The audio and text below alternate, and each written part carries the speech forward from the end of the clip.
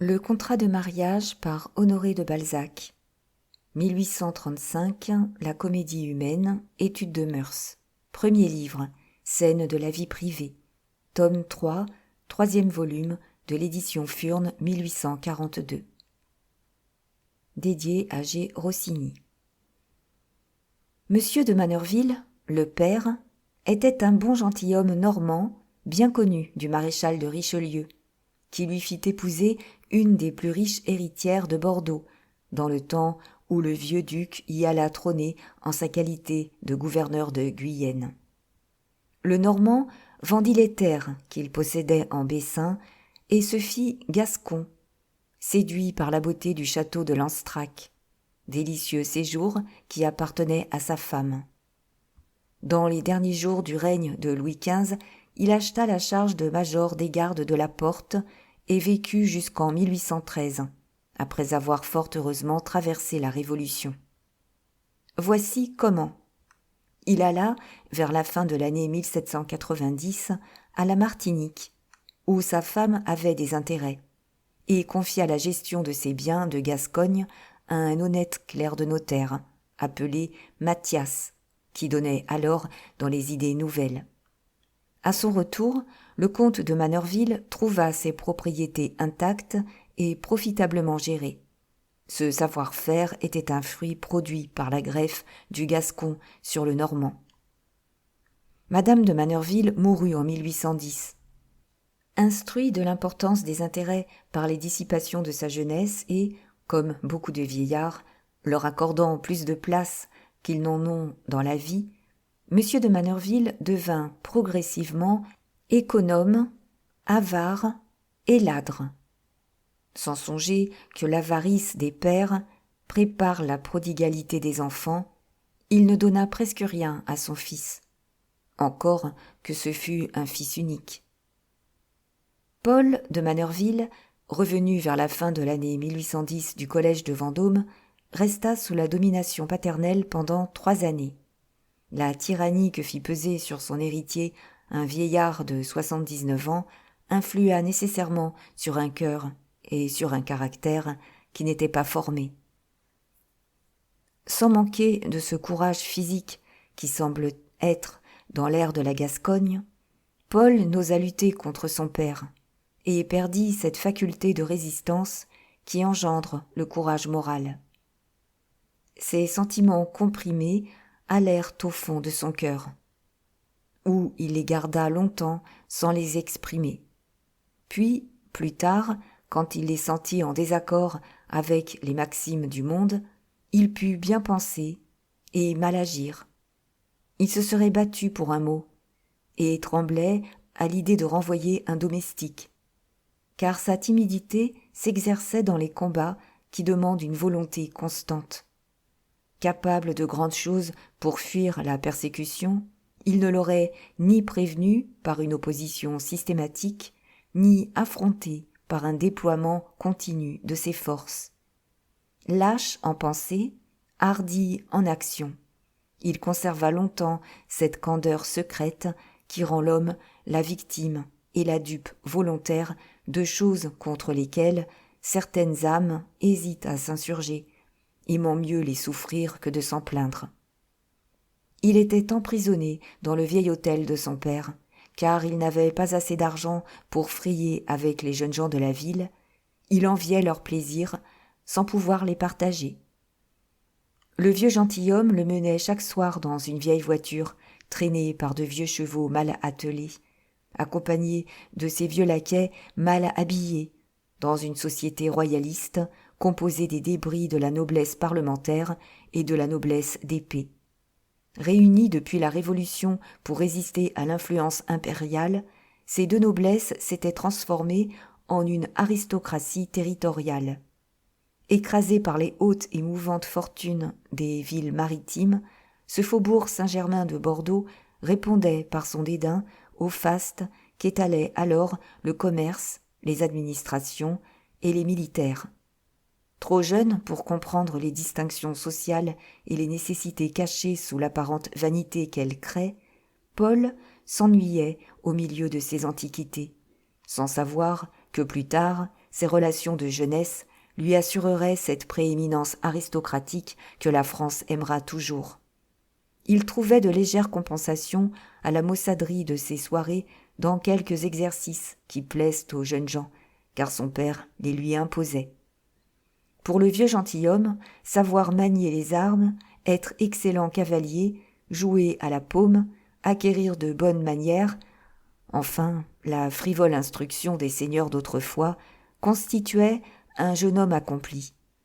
Paul faisait donc tous les matins des armes, allait au manège et tirait le pistolet. Le reste du temps, il l'employait à lire des romans, car son père n'admettait pas les études transcendantes par lesquelles se terminent aujourd'hui les éducations. Une vie si monotone eût tué ce jeune homme si la mort de son père ne l'eût délivré de cette tyrannie au moment où elle était devenue insupportable. Paul trouva des capitaux considérables accumulés par l'avarice paternelle et des propriétés dans le meilleur état du monde. Mais il avait Bordeaux en horreur et n'aimait pas davantage Lanstrac, où son père allait passer tous les étés et le menait à la chasse du matin au soir.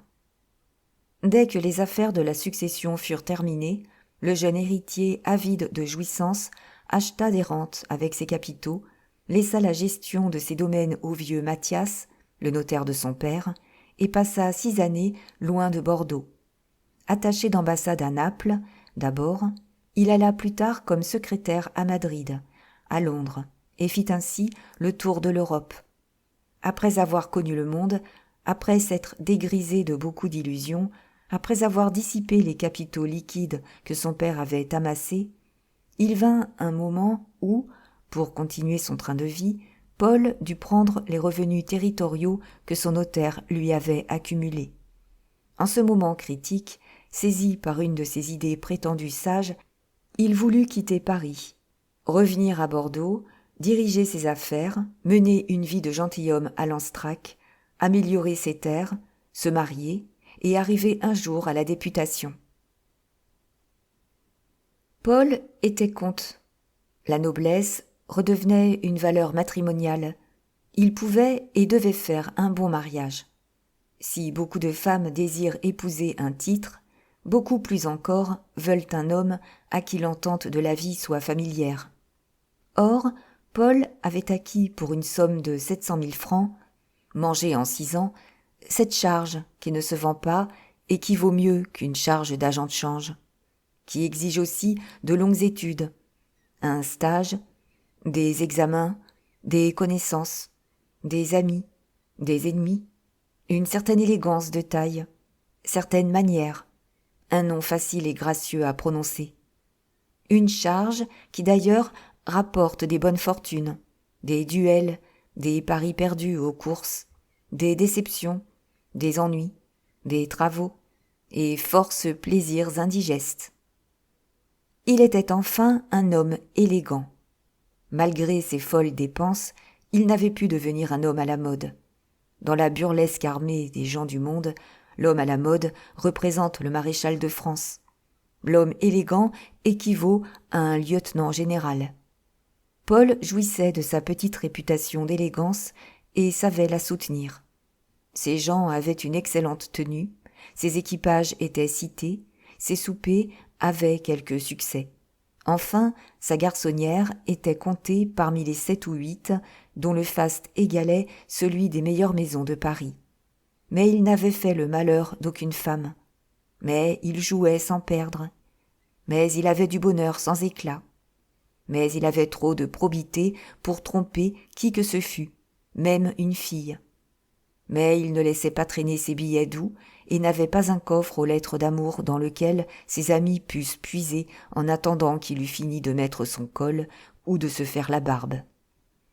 Mais ne voulant point entamer ses terres de Guyenne, il n'avait pas cette témérité qui conseille de grands coups et attire l'attention à tout prix sur un jeune homme. Mais il n'empruntait d'argent à personne et avait le tort d'en prêter à des amis qui l'abandonnaient et ne parlaient plus de lui, ni en bien, ni en mal. Il semblait avoir chiffré son désordre. Le secret de son caractère était dans la tyrannie paternelle qui avait fait de lui comme un métis social. Donc, un matin, il dit à l'un de ses amis nommé de Marsay, qui depuis devint illustre: « Mon cher ami, la vie a un sens. » « Il faut être arrivé à 27 ans pour la comprendre, » répondit railleusement de Marsay. « Oui, j'ai 27 ans, et précisément à cause de mes 27 ans, je veux aller vivre à Lanstrac, en gentilhomme. J'habiterai Bordeaux, où je transporterai mon mobilier de Paris, dans le vieil hôtel de mon père, et viendrai passer 3 mois d'hiver ici, dans cette maison que je garderai. »« Et tu te marieras ? » ?»« Et je me marierai. »« Je suis ton ami, mon gros Paul, tu le sais, » dit de Marsay après un moment de silence. « Eh bien, sois bon père et bon époux, tu deviendras ridicule pour le reste de tes jours. » Si tu pouvais être heureux et ridicule, la chose devrait être prise en considération. Mais tu ne seras pas heureux. Tu n'as pas le poignet assez fort pour gouverner un ménage. Je te rends justice. Tu es un parfait cavalier. Personne mieux que toi ne sait rendre et ramasser les guides, faire piaffer un cheval et rester vissé sur ta selle. Mais, mon cher, le mariage est une autre allure.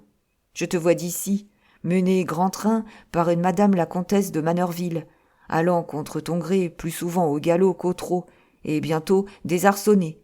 Oh, mais désarçonné de manière à demeurer dans le fossé, les jambes cassées. Écoute, il te reste 40 et quelques 1000 livres de rente en propriété dans le département de la Gironde. Bien, emmène tes chevaux et tes gens, meuble ton hôtel à Bordeaux, tu seras le roi de Bordeaux, tu y promulgueras les arrêts que nous porterons à Paris, tu seras le correspondant de nos stupidités. Très bien. Fais des folies en province, fais-y même des sottises, encore mieux. Peut-être gagneras-tu de la célébrité. Mais ne te marie pas. Qui se marie aujourd'hui ? Des commerçants dans l'intérêt de leur capital, ou pour être deux à tirer la charrue, des paysans qui veulent, en produisant beaucoup d'enfants, se faire des ouvriers, des agents de change ou des notaires obligés de payer leurs charges. De malheureux rois qui continuent de malheureuses dynasties. Nous seuls sommes exempts du bas, et tu vas t'en harnacher. Enfin, pourquoi te maries-tu ? Tu dois compte de tes raisons à ton meilleur ami ?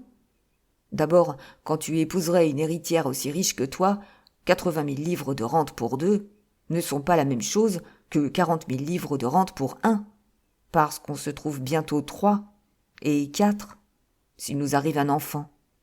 Aurais-tu par hasard de l'amour pour cette sotte race des Manerville qui ne te donnera que des chagrins ? Tu ignores donc le métier de père et mère ? Le mariage, mon gros Paul, est la plus sotte des immolations sociales. Nos enfants seuls en profitent et n'en connaissent le prix qu'au moment où leurs chevaux paissent les fleurs nées sur nos tombes. Regrettes-tu ton père, ce tyran qui t'a désolé ta jeunesse ? Comment t'y prendras-tu pour te faire aimer de tes enfants ? Tes prévoyances pour leur éducation, tes soins de leur bonheur, tes sévérités nécessaires les désaffectionneront. Les enfants aiment un père prodigue ou faible qu'ils mépriseront plus tard. Tu seras donc entre la crainte et le mépris. N'est pas bon père de famille qui veut. Tourne les yeux sur nos amis et dis-moi ceux de qui tu voudrais pour fils. Nous en avons connu qui déshonoraient leur nom. Les enfants, mon cher, sont des marchandises très difficiles à soigner.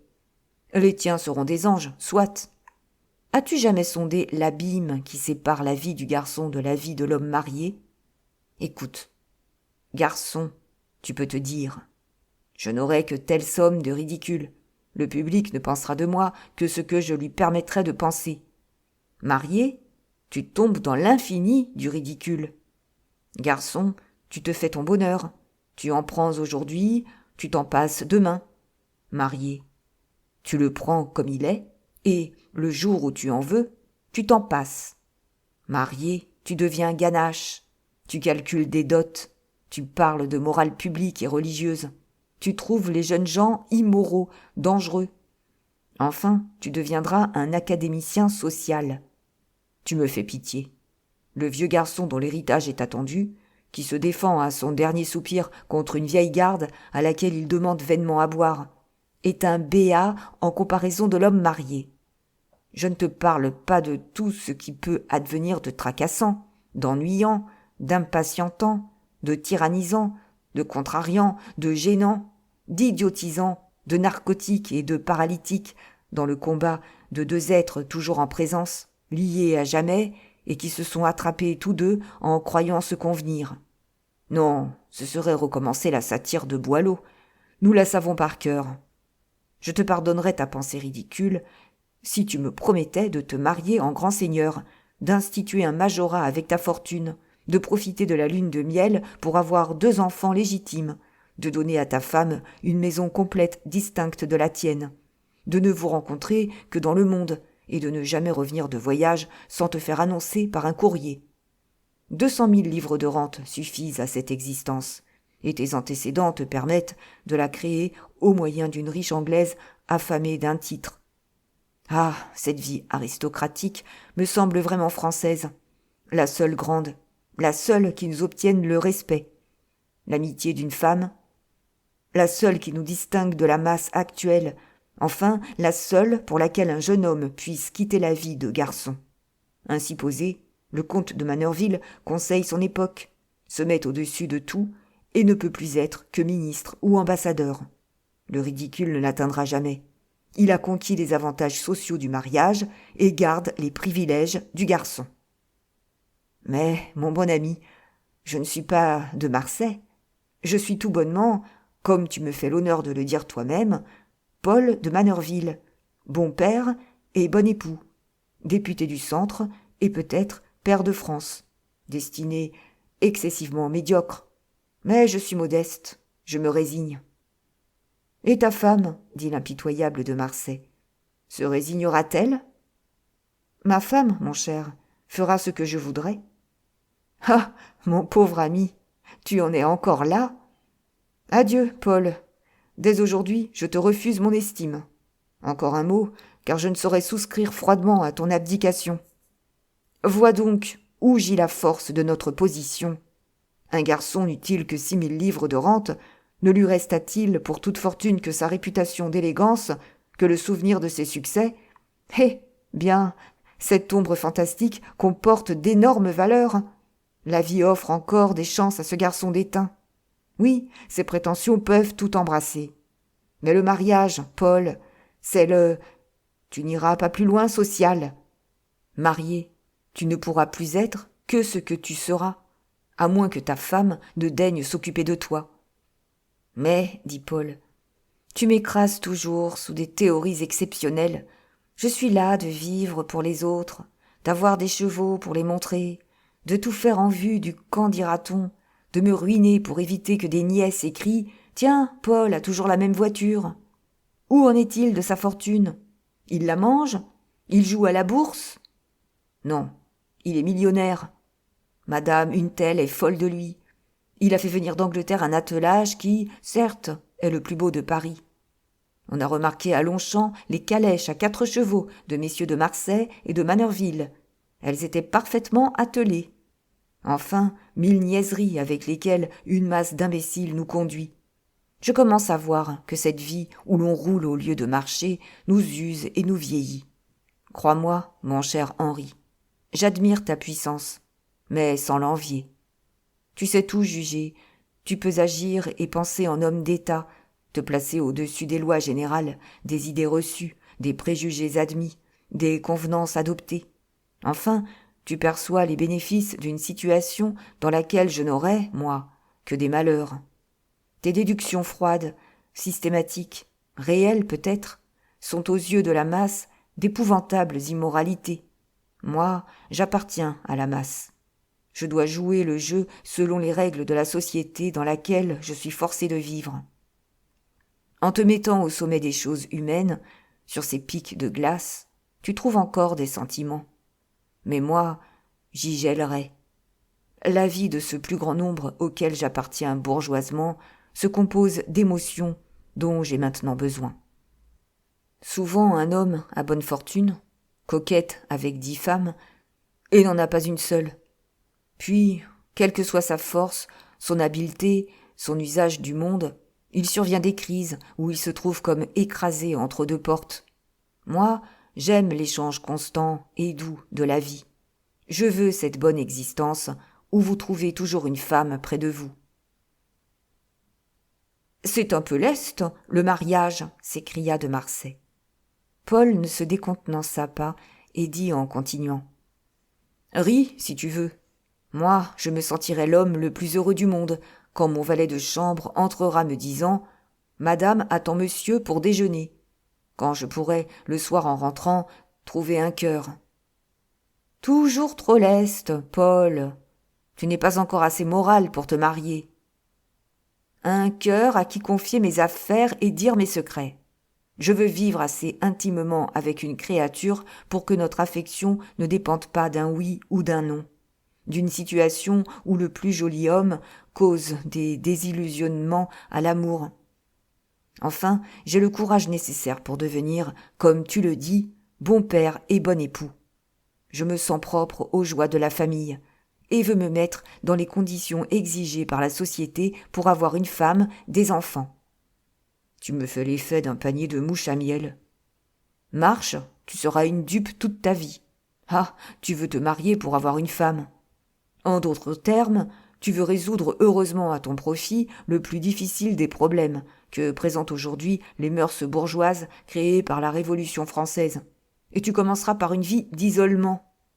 Crois-tu que ta femme ne voudra pas de cette vie que tu méprises ? En aura-t-elle comme toi le dégoût ? Si tu ne veux pas de la belle conjugalité dont le programme vient d'être formulé par ton ami de Marsay, écoute un dernier conseil. Reste encore garçon pendant 13 ans, amuse-toi comme un damné, puis à 40 ans, à ton premier accès de goutte, épouse une veuve de 36 ans. Tu pourras être heureux. Si tu prends une jeune fille pour femme, tu mourras enragé. « Oh, ça, dis-moi pourquoi ?» s'écria Paul, un peu piqué.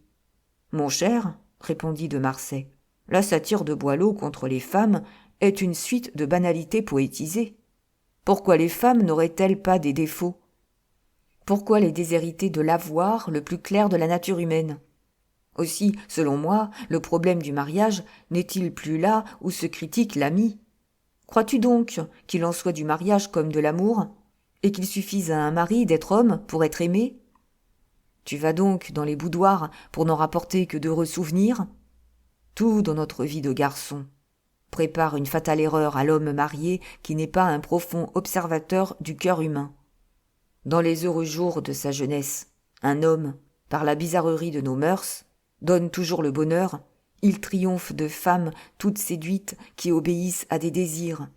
De part et d'autre, les obstacles que créent les lois, les sentiments et la défense naturelle à la femme engendrent une mutualité de sensations qui trompe les gens superficiels sur leurs relations futures en état de mariage, où les obstacles n'existent plus, où la femme souffre l'amour au lieu de le permettre, repousse souvent le plaisir au lieu de le désirer.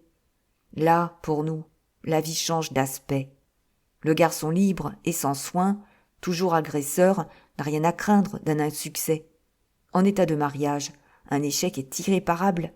S'il est possible à un amant de faire revenir une femme d'un arrêt défavorable, ce retour, mon cher, est le Waterloo des maris. Comme Napoléon, le mari est condamné à des victoires qui, malgré leur nombre, n'empêchent pas la première défaite de le renverser. La femme, si flattée de la persévérance, si heureuse de la colère d'un amant, les nomme brutalité chez un mari. Si le garçon choisit son terrain, si tout lui est permis, tout est défendu à un maître, et son champ de bataille est invariable. Puis la lutte est inverse. Une femme est disposée à refuser ce qu'elle doit, tandis que, maîtresse, elle accorde ce qu'elle ne doit point. Toi, qui veux te marier, et qui te marieras, as-tu jamais médité sur le code civil ? Je ne me suis point sali les pieds dans ce bouge à commentaires, dans ce grenier à bavardage appelé l'école de droit. Je n'ai jamais ouvert le code, mais j'en vois les applications sur le vif du monde. Je suis légiste, comme un chef de clinique est médecin. La maladie n'est pas dans les livres, elle est dans le malade. Le code, mon cher, a mis la femme en tutelle, Il l'a considéré comme un mineur, comme un enfant. Or, comment gouverne-t-on les enfants ? Par la crainte. Dans ce mot, Paul est le mors de la bête.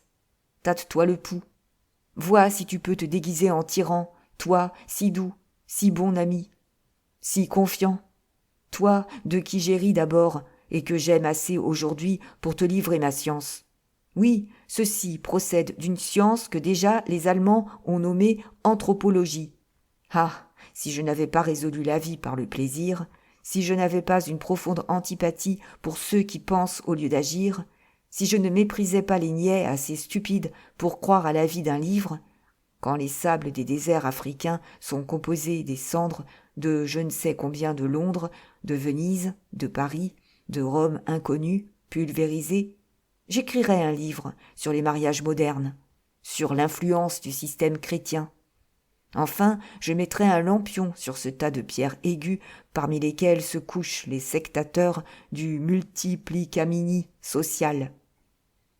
Mais l'humanité vaut-elle un quart d'heure de mon temps ?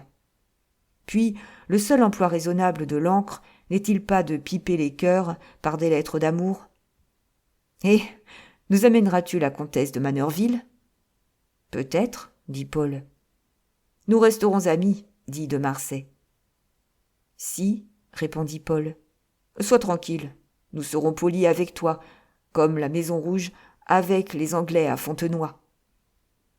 Quoique cette conversation l'eût ébranlé, le comte de Manerville se mit en devoir d'exécuter son dessein, et revint à Bordeaux pendant l'hiver de l'année 1821. Les dépenses qu'il fit pour restaurer et meubler son hôtel soutinrent dignement la réputation d'élégance qui le précédait. Introduit d'avance par ses anciennes relations dans la société royaliste de Bordeaux, à laquelle il appartenait par ses opinions autant que par son nom et par sa fortune, il y obtint la royauté fashionable. Son savoir-vivre, ses manières, son éducation parisienne enchantèrent le faubourg Saint-Germain bordelais. Une vieille marquise se servit d'une expression jadis en usage à la cour pour désigner la florissante jeunesse des beaux, des petits maîtres d'autrefois, et dont le langage, les façons, faisaient loi.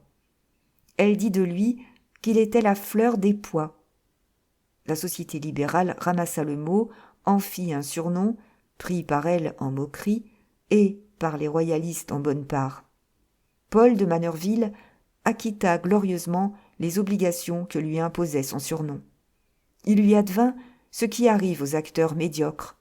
Le jour où le public leur accorde son attention, ils deviennent presque bons. En se sentant à son aise, Paul déploya les qualités que comportaient ses défauts. Sa raillerie n'avait rien d'âpre ni d'amer. Ses manières n'étaient point hautaines. Sa conversation avec les femmes exprimait le respect qu'elles aiment. Ni trop de déférence, ni trop de familiarité. Sa fatuité n'était qu'un soin de sa personne, qui le rendait agréable. Il avait égard au rang, il permettait aux jeunes gens un laisser-aller auquel son expérience parisienne posait des bornes. Quoique très fort au pistolet et à l'épée, il avait une douceur féminine dont on lui savait gré. Sa taille moyenne et son embonpoint, qui n'arrivait pas encore à l'obésité, deux obstacles à l'élégance personnelle, n'empêchaient point son extérieur d'aller à son rôle de Brummel bordelais.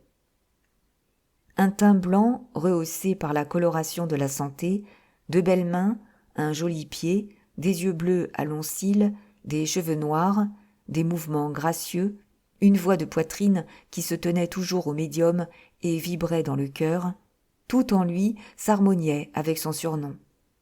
Paul était bien cette fleur délicate qui veut une soigneuse culture, dont les qualités ne se déploient que dans un terrain humide et complaisant, que les façons dures empêchent de s'élever, que brûle un trop vif rayon de soleil et que la gelée abat.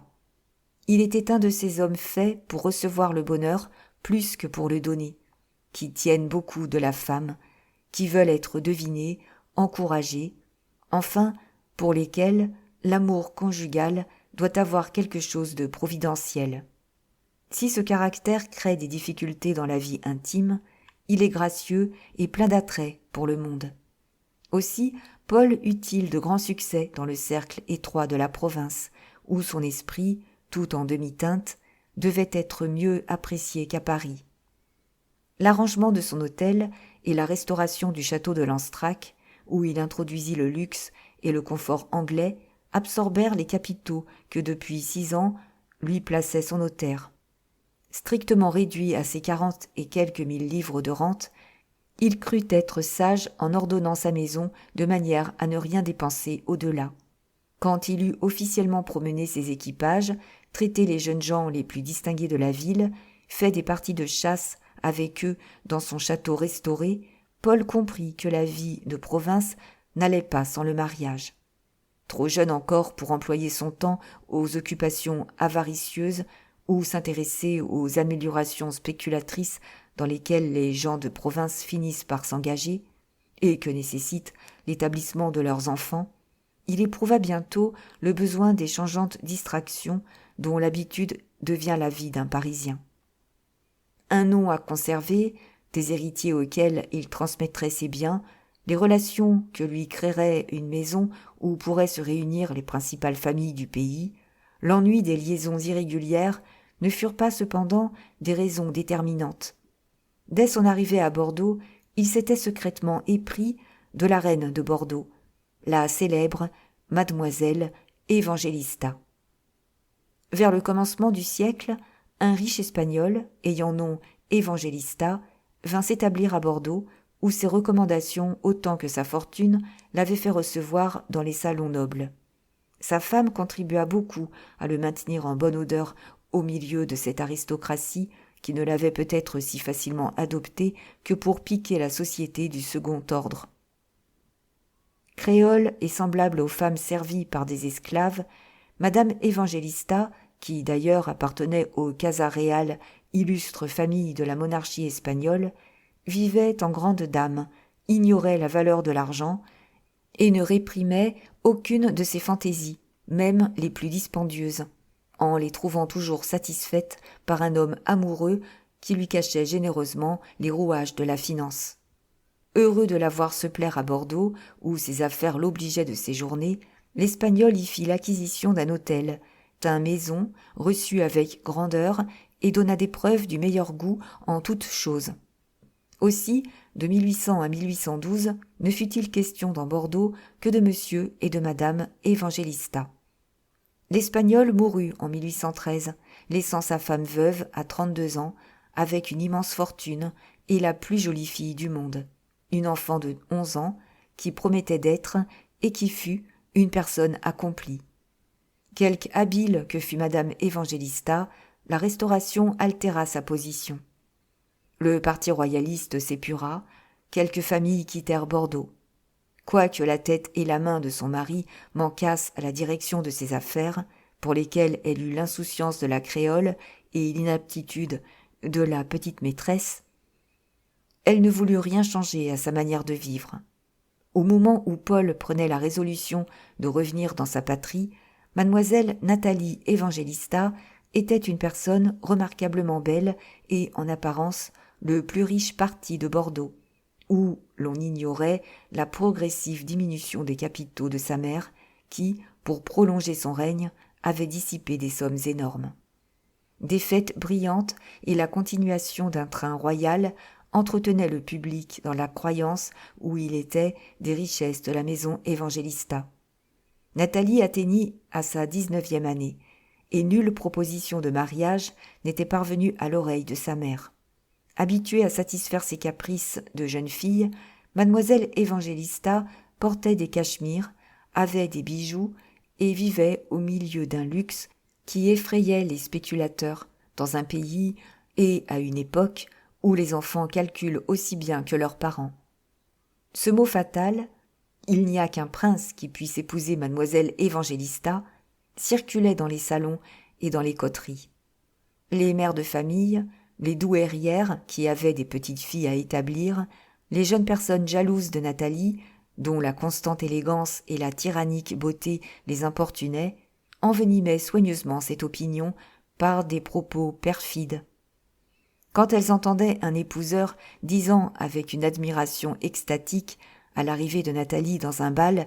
« Mon Dieu, comme elle est belle !» « Oui, répondaient les mamans, mais elle est chère. » Si quelques nouveaux venus trouvaient mademoiselle Évangélista charmante et disaient qu'un homme à marier ne pouvait faire un meilleur choix, « Qui donc serait assez hardi, répondait-on, pour épouser une jeune fille à laquelle sa mère donne 1000 francs par mois pour sa toilette, qui a ses chevaux, sa femme de chambre et porte des dentelles. Elle a des malines à ses peignoirs. Le prix de son blanchissage de fin entretiendrait le ménage d'un commis. Elle a pour le matin des pèlerines qui coûtent 6 francs à monter. » Ces propos et 1000 autres, répétés souvent en manière d'éloge, éteignaient le plus vif désir qu'un homme pouvait avoir d'épouser mademoiselle Évangélista. Reine de tous les bals, blasée sur les propos flatteurs, sur les sourires et les admirations qu'elle recueillait partout à son passage, Nathalie ne connaissait rien de l'existence. Elle vivait comme l'oiseau qui vole, comme la fleur qui pousse, en trouvant autour d'elle chacun prêt à combler ses désirs. Elle ignorait le prix des choses, elle ne savait comment viennent, s'entretiennent et se conservent les revenus. Peut-être croyait-elle que chaque maison avait ses cuisiniers, ses cochers, ses femmes de chambre et ses gens, comme les prés ont leur foin et les arbres leurs fruits. Pour elle, des mendiants et des pauvres, des arbres tombés et des terrains ingrats étaient même chose. Choyée comme une espérance par sa mère, la fatigue n'altérait jamais son plaisir. Aussi bondissait-elle dans le monde comme un coursier dans son steppe, un coursier sans bride et sans fer. 6 mois après l'arrivée de Paul, la haute société de la ville avait mis en présence la fleur des pois et la reine des bals. Ces 2 fleurs se regardèrent en apparence avec froideur et se trouvèrent réciproquement charmantes. Intéressée à épier les effets de cette rencontre prévue, Madame Évangélista devina dans les regards de Paul les sentiments qui l'animèrent et se dit « Il sera mon gendre », de même que Paul se disait en voyant Nathalie « Elle sera ma femme ». La fortune des Évangélista, devenue proverbiale à Bordeaux, était restée dans la mémoire de Paul comme un préjugé d'enfance, de tous les préjugés le plus indélébile. Ainsi, les convenances pécuniaires se rencontraient tout d'abord sans nécessiter ces débats et ces enquêtes qui causent autant d'horreur aux âmes timides qu'aux âmes fières. Quand quelques personnes essayèrent de dire à Paul quelques phrases louangeuses qu'il était impossible de refuser aux manières, au langage, à la beauté de Nathalie, mais qui se terminaient par des observations si cruellement calculatrices de l'avenir et auxquelles donnait lieu le train de la vie Évangélista, la fleur des pois y répondit par le dédain que méritaient ces petites idées de province.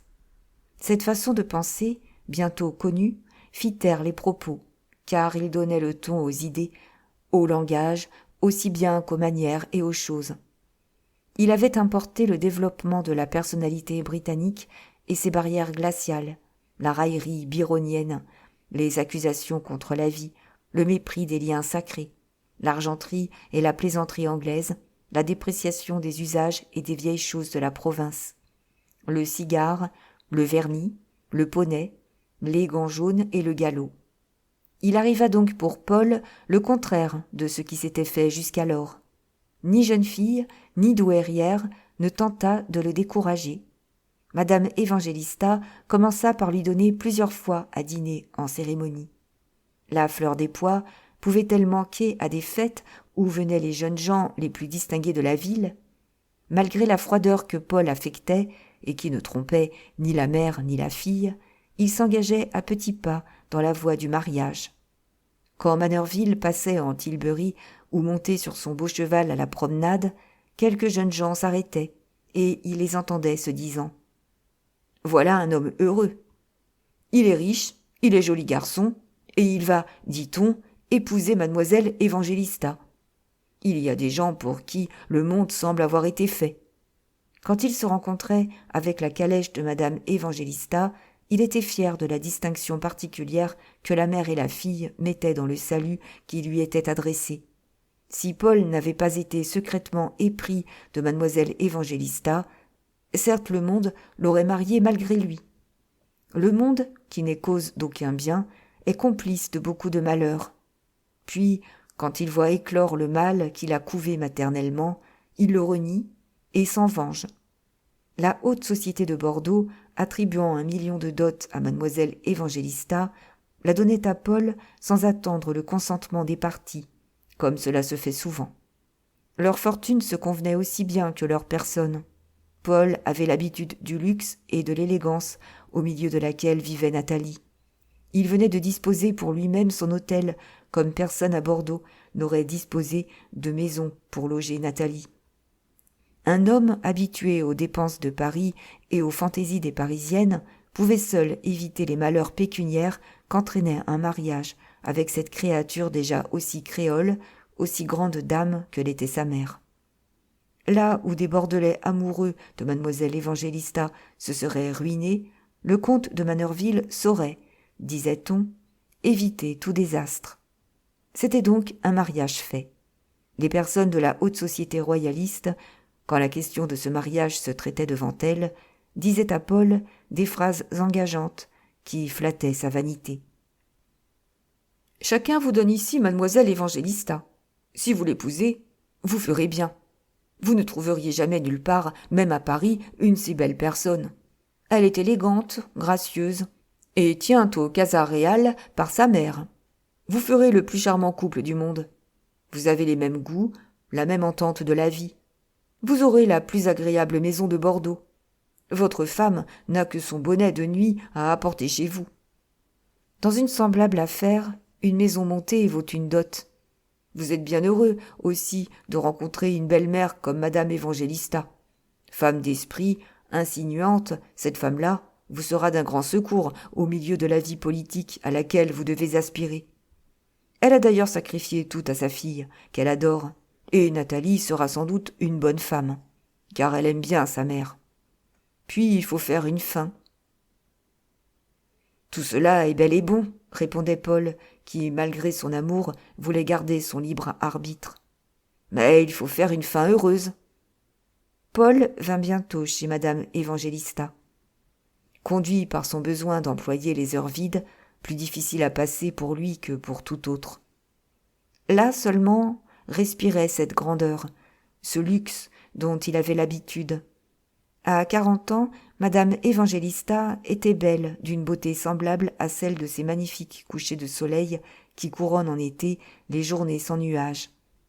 Sa réputation inattaquée offrait aux coteries bordelaises un éternel aliment de causerie, et la curiosité des femmes était d'autant plus vive que la veuve offrait les indices de la constitution qui rend les Espagnols et les Créoles particulièrement célèbres. Elle avait les cheveux et les yeux noirs, le pied et la taille de l'Espagnol, cette taille cambrée dont les mouvements ont un nom en Espagne. Son visage toujours beau séduisait par ce teint créole dont l'animation ne peut être dépeinte qu'en le comparant à une mousseline jetée sur de la pourpre, tant la blancheur en est également colorée. Elle avait des formes pleines, attrayantes par cette grâce qui sait unir la nonchalance et la vivacité, la force et le laisser-aller. Elle attirait et imposait. Elle séduisait sans rien promettre. Elle était grande, ce qui lui donnait à volonté l'air et le port d'une reine. Les hommes se prenaient à sa conversation comme des oiseaux à la glu, car elle avait naturellement, dans le caractère, ce génie que la nécessité donne aux intrigants. Elle allait de concession en concession, s'armait de ce qu'on lui accordait pour vouloir davantage, et savait se reculer à 1000 pas quand on lui demandait quelque chose en retour. Ignorante en fait, elle avait connu les cours d'Espagne et de Naples, les gens célèbres des 2 Amériques, plusieurs familles illustres de l'Angleterre et du continent, ceux qui lui prêtaient une instruction si étendue en superficie qu'elle semblait immense. Elle recevait avec ce goût, cette grandeur qui ne s'apprennent pas, mais dont certaines âmes nativement belles peuvent se faire une seconde nature en s'assimilant les bonnes choses partout où elles les rencontrent. Si sa réputation de vertu demeurait inexpliquée, elle ne lui servait pas moins à donner une grande autorité à ses actions, à ses discours, à son caractère. La fille et la mère avaient l'une pour l'autre une amitié vraie, en dehors du sentiment filial et maternel. Toutes deux se convenaient. Leur contact perpétuel n'avait jamais amené de choc. Aussi, beaucoup de gens expliquaient-ils les sacrifices de Madame Évangélista par son amour maternel. Mais si Nathalie consola sa mère d'un veuvage obstiné, peut-être n'en fut-elle pas toujours le motif unique. Madame Évangélista s'était, dit-on, éprise d'un homme auquel la seconde Restauration avait rendu ses titres et la périt. Cet homme, heureux d'épouser Madame Évangélista en 1814, avait fort décemment rompu ses relations avec elle en 1816. Madame Évangélista, la meilleure femme du monde en apparence, avait dans le caractère une épouvantable qualité qui ne peut s'expliquer que par la devise de Catherine de Médicis. Odiate et aspettate. Haïssez et attendez. Habituée à primer, ayant toujours été obéie, elle ressemblait à toutes les royautés. Aimable, douce, parfaite, facile dans la vie, elle devenait terrible, implacable, quand son orgueil de femme d'Espagnole et de Casa Réal était froissé. Elle ne pardonnait jamais. Cette femme croyait à la puissance de sa haine, elle en faisait un mauvais sort qui devait planer sur son ennemi. Elle avait déployé ce fatal pouvoir sur l'homme qui s'était joué d'elle. Les événements, qui semblaient accuser l'influence de sa jettatura, la confirmèrent dans sa foi superstitieuse en elle-même. Quoique ministre et pair de France, cet homme commençait à se ruiner, et se ruina complètement. Ses biens, sa considération politique et personnelle, tout devait périr. Un jour, Madame Évangélista put passer fière dans son brillant équipage, en le voyant à pied dans les Champs-Élysées, et l'accabler d'un regard d'où ruisselèrent les étincelles du triomphe. Cette mésaventure l'avait empêché de se remarier, en l'occupant durant 2 années. Plus tard, sa fierté lui avait toujours suggéré des comparaisons entre ceux qui s'offrirent et le mari qu'il avait si sincèrement et si bien aimé. Elle avait donc atteint, de mécompte en calcul, d'espérance en déception, l'époque où les femmes n'ont plus d'autre rôle à prendre dans la vie que celle de mère, en se sacrifiant à leurs filles, en transportant tous leurs intérêts, en dehors d'elles-mêmes, sur les têtes d'un ménage, dernier placement des affections humaines. Madame Évangélista devina promptement le caractère de Paul et lui cacha le sien. Paul était bien l'homme qu'elle voulait pour gendre, un éditeur responsable de son futur pouvoir. Il appartenait par sa mère aux Maulincour, et la vieille baronne de Maulincour, amie du vidame de Pamiers, vivait au cœur du faubourg Saint-Germain. Le petit-fils de la baronne, Auguste de Maulincour, avait une belle position. Paul devait donc être un excellent introducteur des évangélistas dans le monde parisien. La veuve n'avait connu qu'à de rares intervalles le Paris de l'Empire. Elle voulait aller briller au milieu du Paris de la Restauration.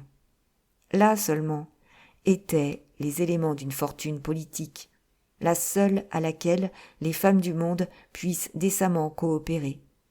Madame Évangélista, forcée par les affaires de son mari d'habiter Bordeaux, s'y était déplu. Elle y tenait maison. Chacun sait par combien d'obligations la vie d'une femme est alors embarrassée. Mais elle ne se souciait plus de Bordeaux. Elle en avait épuisé les jouissances. Elle désirait un plus grand théâtre, comme les joueurs courent au plus gros jeu. Dans son propre intérêt, elle fit donc à Paul une grande destinée. Elle se proposa d'employer les ressources de son talent et sa science de la vie au profit de son gendre, afin de pouvoir goûter sous son nom les plaisirs de la puissance. Beaucoup d'hommes sont ainsi les paravents d'ambitions féminines inconnues. Madame Évangélista avait d'ailleurs plus d'un intérêt à s'emparer du mari de sa fille. Paul fut nécessairement captivé par cette femme, qui le captiva d'autant mieux qu'elle parut ne pas vouloir exercer le moindre empire sur lui. Elle usa donc de tout son ascendant pour se grandir, pour grandir sa fille et donner du prix à tout chez elle, afin de dominer par avance l'homme en qui elle vit le moyen de continuer sa vie aristocratique. Paul s'estima davantage quand il fut apprécié par la mère et la fille. Il se crut beaucoup plus spirituel qu'il ne l'était en voyant ses réflexions et ses moindres mots sentis par mademoiselle Évangélista, qui souriait ou relevait finement la tête, par la mère, chez qui la flatterie semblait toujours involontaire. Ces deux femmes eurent avec lui tant de bonhomie, il fut tellement sûr de leur plaire, elles le gouvernèrent si bien en le tenant par le fil de l'amour-propre, qu'il passa bientôt tout son temps à l'hôtel Évangélista. 1 an après son installation, sans s'être déclaré, le comte Paul fut si attentif auprès de Nathalie que le monde le considéra comme lui faisant la cour. Ni la mère ni la fille ne paraissaient songer au mariage. Mademoiselle Évangélista gardait avec lui la réserve de la grande dame qui sait être charmante et cause agréablement sans laisser faire un pas dans son intimité. Ce silence, si peu habituel aux gens de province, plut beaucoup à Paul. Les gens timides sont ombrageux, les propositions brusques les effraient. Il se sauve devant le bonheur s'il arrive à grand bruit, et se donne au malheur s'il se présente avec modestie, accompagné d'ombres douces. Paul s'engagea donc de lui-même en voyant que madame Évangélista ne faisait aucun effort pour l'engager. L'Espagnol le séduisit en lui disant un soir que, chez une femme supérieure comme chez les hommes, il se rencontrait une époque où l'ambition remplaçait les premiers sentiments de la vie. « Cette femme est capable, » pensa Paul en sortant, « de me faire donner une belle ambassade avant même que je ne sois nommé député. » Si, dans toute circonstance, un homme ne tourne pas autour des choses ou des idées pour les examiner sous leurs différentes faces, cet homme est incomplet et faible, partant en danger de périr. En ce moment, Paul était optimiste. Il voyait un avantage à tout et ne se disait pas qu'une belle-mère ambitieuse pouvait devenir un tyran. Aussi, tous les soirs, en sortant, s'apparaissait-il marié, se séduisait-il lui-même et chaussait-il tout doucement la pantoufle du mariage. D'abord, il avait trop longtemps joui de sa liberté pour en rien regretter. Il était fatigué de la vie de garçon, qui ne lui offrait rien de neuf. Il n'en connaissait plus que les inconvénients, tandis que si parfois il songeait aux difficultés du mariage, il en voyait beaucoup plus souvent les plaisirs. Tout en était nouveau pour lui. Le mariage, se disait-il, n'est désagréable que pour les petites gens. Pour les riches, la moitié de ses malheurs disparaît. Chaque jour, donc, une pensée favorable grossissait l'énumération des avantages qui se rencontraient pour lui dans ce mariage. À quelque haute position que je puisse arriver, Nathalie sera toujours à la hauteur de son rôle, se disait-il encore. Et ce n'est pas un petit mérite chez une femme. Combien d'hommes de l'Empire n'ai-je pas vus souffrant horriblement de leurs épouses ? N'est-ce pas une grande condition de bonheur que de ne jamais sentir sa vanité, son orgueil froissé par la compagne que l'on s'est choisie ? Jamais un homme ne peut être tout à fait malheureux avec une femme bien élevée. Elle ne le ridiculise point. Elle sait lui être utile. Nathalie recevrait à merveille. Il mettait alors à contribution ses souvenirs sur les femmes les plus distinguées du faubourg Saint-Germain, pour se convaincre que Nathalie pouvait, sinon les éclipser, au moins se trouver près d'elle sur un pied d'égalité parfaite. Tout parallèle servait Nathalie. Les termes de comparaison tirés de l'imagination de Paul se pliaient à ses désirs. Paris lui aurait offert chaque jour de nouveaux caractères, des jeunes filles de beauté différentes, et la multiplicité des impressions aurait laissé sa raison en équilibre. Tandis qu'à Bordeaux, Nathalie n'avait point de rivale. Elle était la fleur unique, et se produisait habilement dans un moment où Paul se trouvait sous la tyrannie d'une idée à laquelle succombent la plupart des hommes. Aussi, ces raisons de juxtaposition, jointes aux raisons d'amour-propre, et à une passion réelle qui n'avait d'autre issue que le mariage pour se satisfaire, amenèrent-elles Paul à un amour déraisonnable, sur lequel il eut le bon sens de se garder le secret à lui-même. Il le fit passer pour une envie de se marier. Il s'efforça même d'étudier mademoiselle Évangélista en homme qui ne voulait pas compromettre son avenir, car les terribles paroles de son ami de Marsay ronflaient parfois dans ses oreilles. Mais d'abord, les personnes habituées au luxe ont une apparente simplicité qui trompe. Elles le dédaignent. Elles s'en servent. Il est un instrument et non le travail de leur existence. Paul n'imagina pas, en trouvant les mœurs de ces dames si conformes aux siennes, qu'elles cachassent une seule cause de ruine. Puis, s'il est quelque règle générale pour tempérer les soucis du mariage, il n'en existe aucune, ni pour les deviner, ni pour les prévenir. Quand le malheur se dresse entre deux êtres qui ont entrepris de se rendre l'un à l'autre la vie agréable et facile à porter, il naît du contact produit par une intimité continuelle qui n'existe point entre deux jeunes gens à marier, et ne saurait exister tant que les mœurs et les lois ne seront pas changées en France. Tout est tromperie entre deux êtres près de s'associer, mais leur tromperie est innocente, involontaire. Chacun se montre nécessairement sous un jour favorable. Tous deux luttent à qui se posera le mieux, et prennent alors d'eux-mêmes une idée favorable à laquelle, plus tard, ils ne peuvent répondre. La vie véritable, comme les jours atmosphériques, se compose beaucoup plus de ces moments ternes et gris qui embrument la nature que de périodes où le soleil brille et réjouit les champs. Les jeunes gens ne voient que les beaux jours. Plus tard, ils attribuent au mariage les malheurs de la vie elle-même, car il est en l'homme une disposition qui le porte à chercher la cause de ses misères dans les choses ou les êtres qui lui sont immédiats. Pour découvrir dans l'attitude ou dans la physionomie, dans les paroles ou dans les gestes de mademoiselle Évangélista, les indices qui eussent révélé le tribut d'imperfection que comportait son caractère, comme celui de toute créature humaine, Paul aurait dû posséder non seulement les sciences de Lavater et de Gall, mais encore une science de laquelle il n'existe aucun corps de doctrine, la science individuelle de l'observateur, et qui exige des connaissances presque universelles. Comme toutes les jeunes personnes, Nathalie avait une figure impénétrable. La paix profonde et sereine imprimée par les sculpteurs au visage des figures vierges destinées à représenter la justice, l'innocence, toutes les divinités qui ne savent rien des agitations terrestres. Ce calme est le plus grand charme d'une fille. Il est le signe de sa pureté. Rien encore ne l'a émue. Aucune passion brisée, aucun intérêt trahi n'a nuancé la placide expression de son visage. Est-il joué? La jeune fille n'est plus. Sans cesse au cœur de sa mère, Nathalie n'avait reçu, comme toute femme espagnole, qu'une instruction purement religieuse et quelques enseignements de mère à fille, utiles au rôle qu'elle devait jouer.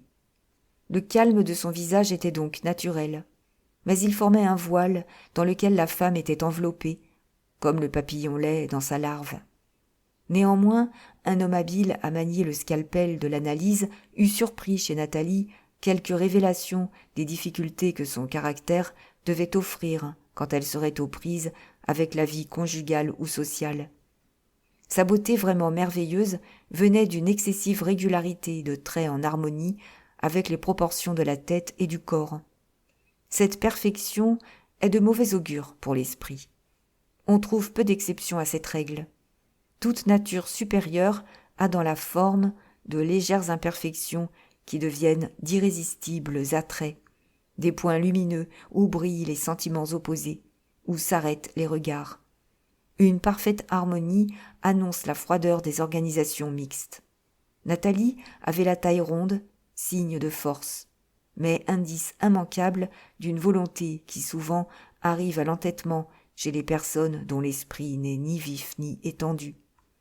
Ses mains de statue grecque confirmaient les prédictions du visage et de la taille en annonçant un esprit de domination illogique, le vouloir pour le vouloir.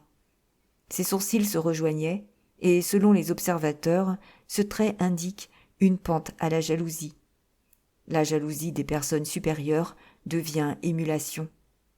Elle engendre de grandes choses. Celle des petits esprits devient de la haine. L'odiate et aspettate de sa mère était chez elle sans feintise.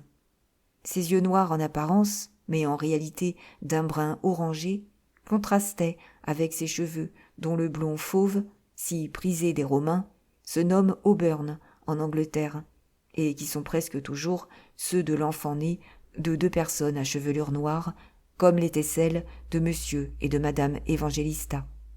La blancheur et la délicatesse du teint de Nathalie donnaient à cette opposition de couleurs entre ses cheveux et ses yeux des attraits inexprimables, mais d'une finesse purement extérieure, car, toutes les fois que les lignes d'un visage manquent d'une certaine rondeur molle, quel que soit le fini, la grâce des détails n'en transportait point les heureux présages à l'âme.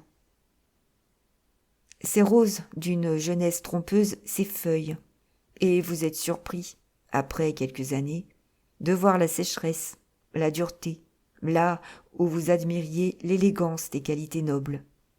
Quoique les contours de son visage eussent quelque chose d'auguste, le menton de Nathalie était légèrement empâté, expression de peintre qui peut servir à expliquer la préexistence de sentiments dont la violence ne devait se déclarer qu'au milieu de sa vie.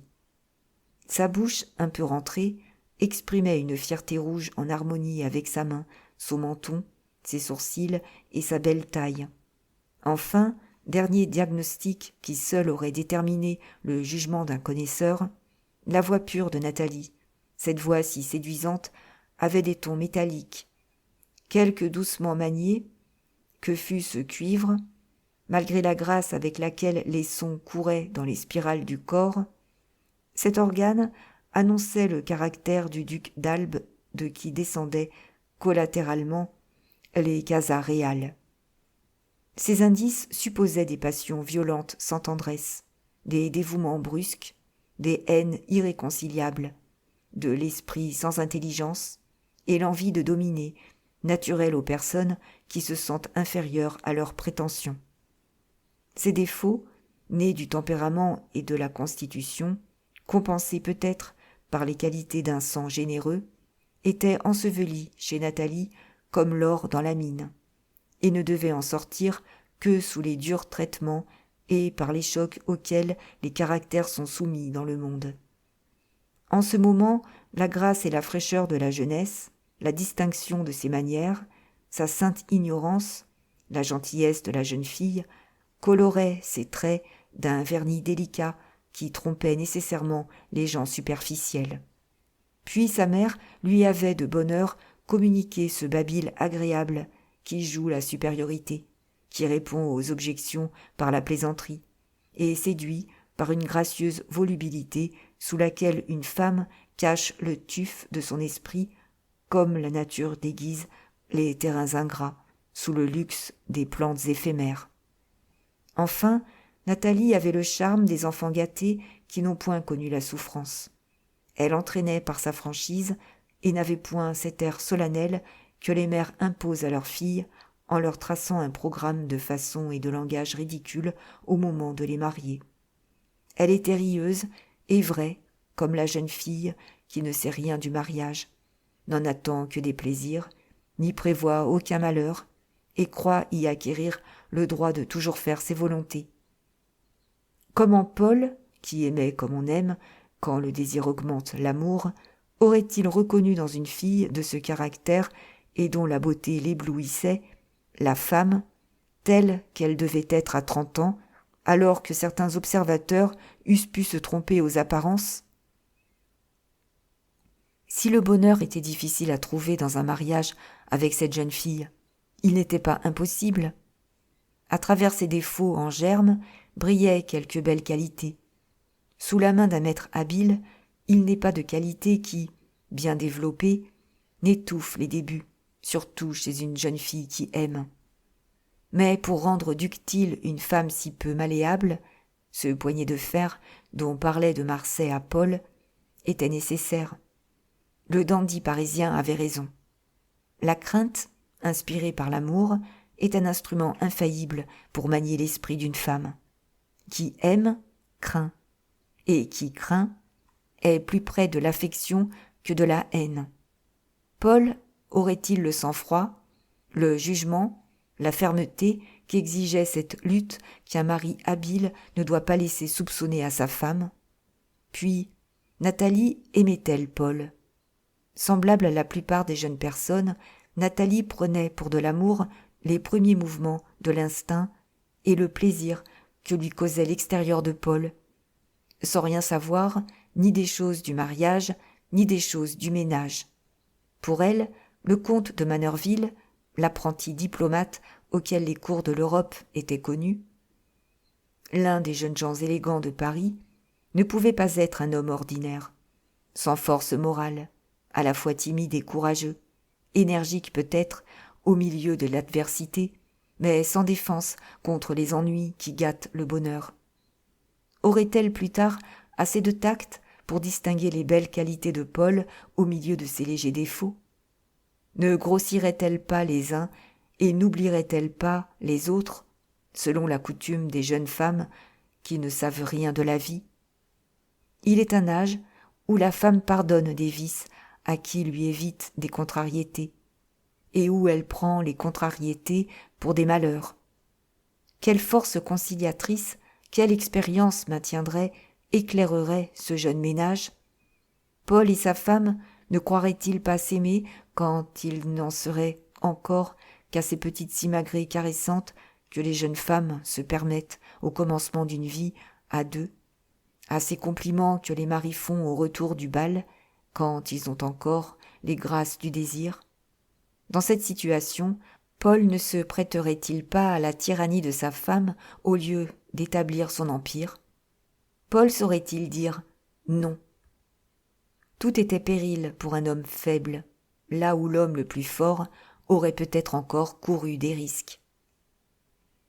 Le sujet de cette étude n'est pas dans la transition du garçon à l'état d'homme marié, peinture qui, largement composée, ne manquerait point de l'attrait que prête l'orage intérieur de nos sentiments aux choses les plus vulgaires de la vie.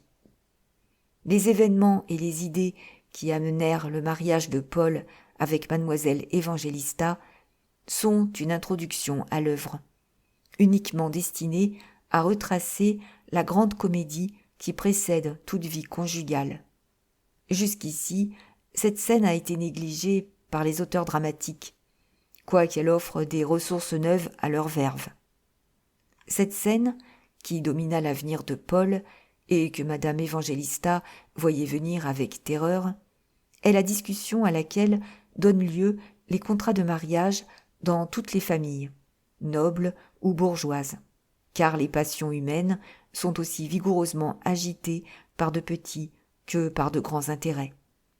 Ces comédies jouées par devant notaires ressemblent toutes plus ou moins à celle-ci, dont l'intérêt sera donc moins dans les pages de ce livre que dans le souvenir des gens mariés. Merci pour votre écoute. N'hésitez pas à vous abonner pour accéder plus facilement à la suite. Merci de mettre un pouce ou liker ou mettre un commentaire. À bientôt.